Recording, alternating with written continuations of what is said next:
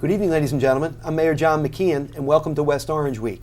Well, let me tell you something. I'm going to have a difficult time getting a word in edgewise, considering who I have privileged to have my guest in today, because they're just bursting with all kinds of wonderful information about the New Jersey Art Incubator Program. Welcome, the chairperson of the board, Lisa Scalora. Thank you. Special guest, Elliot Lee, who is the vice president of J.P. Morgan Chase, which is a big deal.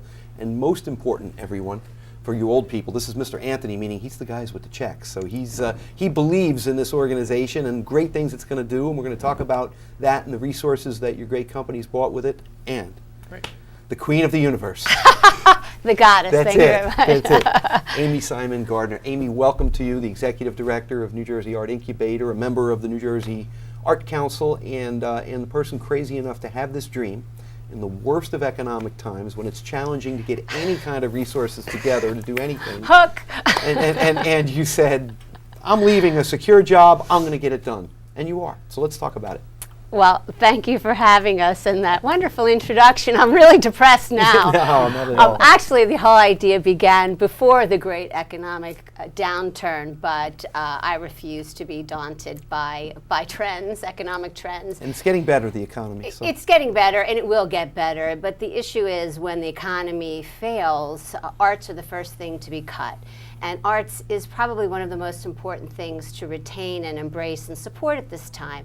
And just in the state of New Jersey, the arts brings in $1.5 billion in revenue, $38 million in state taxes alone, employs tens of thousands of people. And we all know how it makes us feel, how it communicates the human condition, what it does for education, educating our children involved in the arts.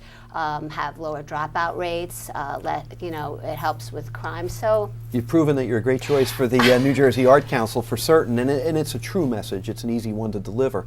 But you're a little different than, like there's a lot of theatrical performing troupes or groups out there. Much different than that. You're really an art incubator. What is that?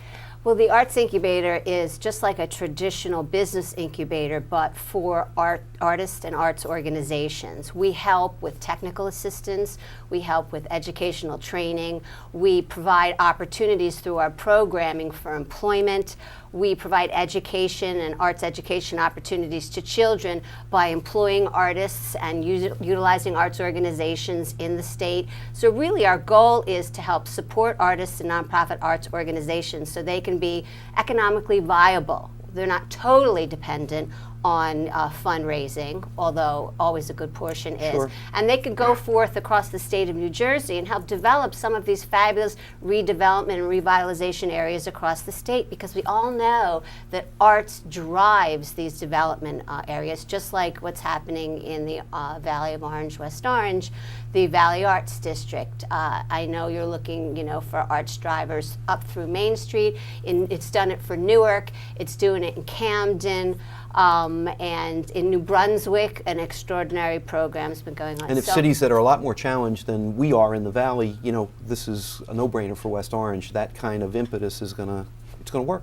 And it's the key. So maybe you weren't so crazy after all. I'm not so crazy. We're just poor, but because it's all about money. But we've been working really hard to raise funds, and as you said, we have Elliot here who will talk. I'm going to talk to Elliot in a minute. But speaking about being just a little bit off-center or off-kilter, because you had nothing better to do. Of course when not. You weren't raising your children, particularly the twins, or volunteering at the PTA, or putting together the efforts for you were former chairperson of the Public Relations Commission. I stole her from Yes, and then not to mention what you've done for the Adopt a Village program, or Baba's Village, and professionally. You figured, well, what the heck, I'll be chairman of the board. That's true.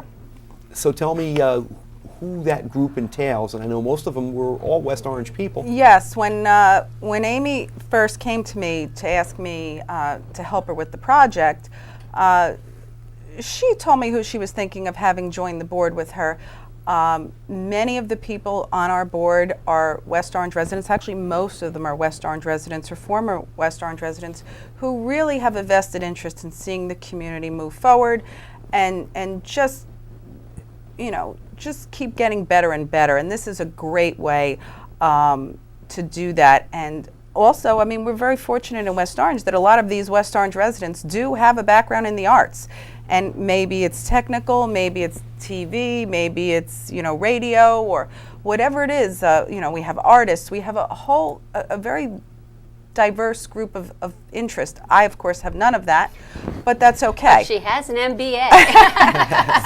So everyone sort of brings a different perspective, but all of us have the goal of seeing something really great happen for West Orange. And, with our upcoming project, which Amy's going to talk to you about, the Midsummer Night's Dream project, it's really a culmination of our strategic mission, which is helping promote the arts in West Orange, and also giving opportunities for the children of West Orange to experience arts in a very hands-on way. And just because you might not want to be on stage, there's also going to be, as Amy will talk about, a lot of different opportunities for kids to get behind the scenes experience. They'll be getting public relations experience, costuming experience. So it's a whole really a whole event devised around the actual show. That's the bonus. Beside the enlightenment that goes with it, you're exposed to a multi-billion-dollar industry. And Absolutely. Who knows what that exposure might lead to in the future. And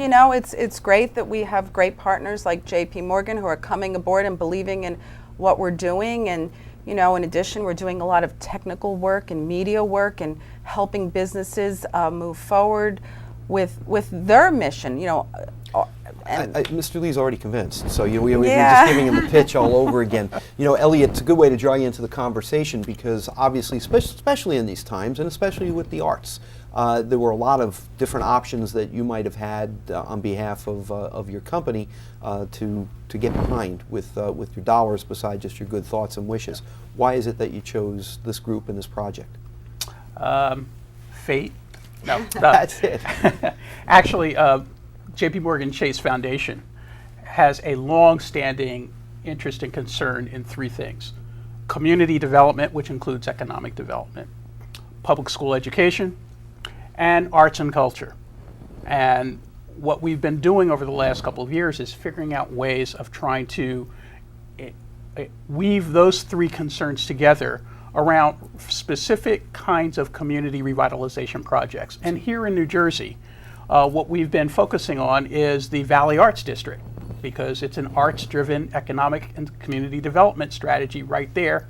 All three of those themes are woven together. So it's an excellent place for us to crosses urban, suburban. And that's the other piece, is that I have a particular interest in promoting the revitalization of New Jersey. And in order for that to happen, you have to improve the quality of life in Newark and Patterson and Trenton, but it's vitally important to improve the quality of life in places like West Orange and Montclair and other places where so much of our human, social, and cultural capital in this state resides, and where some of the best things in this state, are happening in terms of diversity, socioeconomic diversity, racial diversity, just quality of life. So this is an opportunity with this project, working at the juncture between two communities around one space that has the arts as its driving force.